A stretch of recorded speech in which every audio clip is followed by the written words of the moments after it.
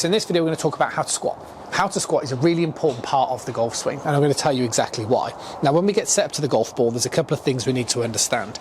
The first one is your swing plane. So if I drew a line here through the heel of my club and up through my elbow line, that is known as my swing plane. And what we want to try and do is keep that line as shallow as possible. Okay, so we don't want to make the club be delivered excessively vertically in the downswing. Now, the only way to avoid that from happening is maintaining what is known as our hip depth. So if I drew a line here on the back of my hips, if I start my downswing and I move closer towards the golf ball, then I can still hit the ball, but as I hit the ball, the club is going to have to be delivered more vertically, which, as I said earlier, is the one thing that we want to massively avoid.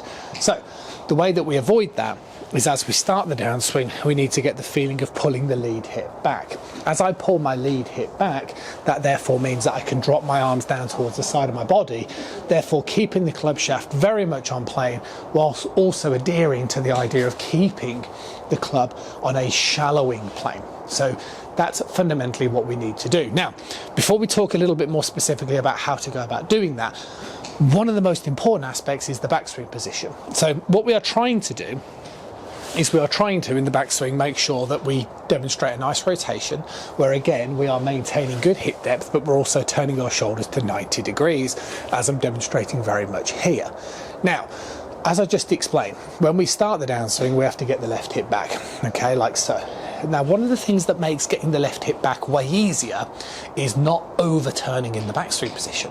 So we know that we need to turn our shoulders to 90 degrees in the backswing, but what we also want to do is we don't want to excessively turn the lower body in the backswing, because if I do that, then I'm going to have to do way more rotation in the start of the downswing, and that's just making it miles more complicated.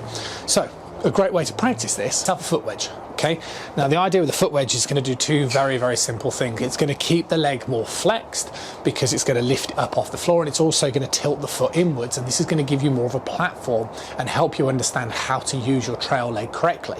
What I'm going to do from here, place the club across my shoulders, I'm going to turn my shoulders to 90 degrees, but what I'm going to try to do is keep this trail leg flexed, and what this does is this stops any excessive hip motion.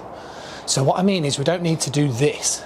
Okay, I see a lot of golfers that straighten the leg actively, and all it does is it makes the downswing rotation theoretically impossible.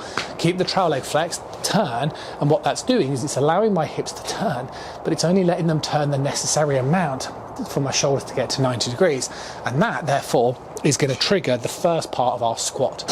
See the way if I turn my pelvis into my leg in the backswing position and this leg stays flexed, that is going to be the first part of our squatting motion. What we can then do now is we can use this sort of stored up energy underneath my right side to pull my left side back to open up the hips as we start the downswing. This pent up, stored up energy, and as I start the downswing, I know that I need to pull the lead hip back, but what you don't really want to do is think about it like that. So as I just keep reciting this, you can see this sort of squatting motion is starting to happen very much now. And the squat, by definition, essentially means that if I pause here, you can see the way the upper part of my trail leg is outward facing, the upper part of my lead leg is outward facing relative to where my hips are, and this creates what's known as dual external rotation, which basically is the definitive movement of a squatting sensation. Get nowhere if you just pause in transition. You want transition to be a moment in time.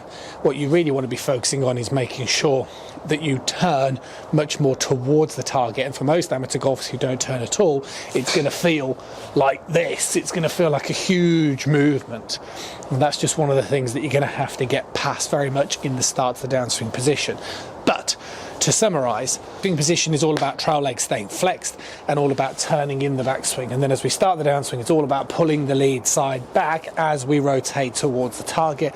That's how you're going to get that squatting move, and the reason why it's so important is because we want to rotate towards the target in the downswing because it helps us add things like forces and helps us keep the club face more square, which we'll come back to at a later stage, but more importantly, it helps us keep the club on plane by not encroaching the space towards the ball. Work on it, let me know, I'll see you soon.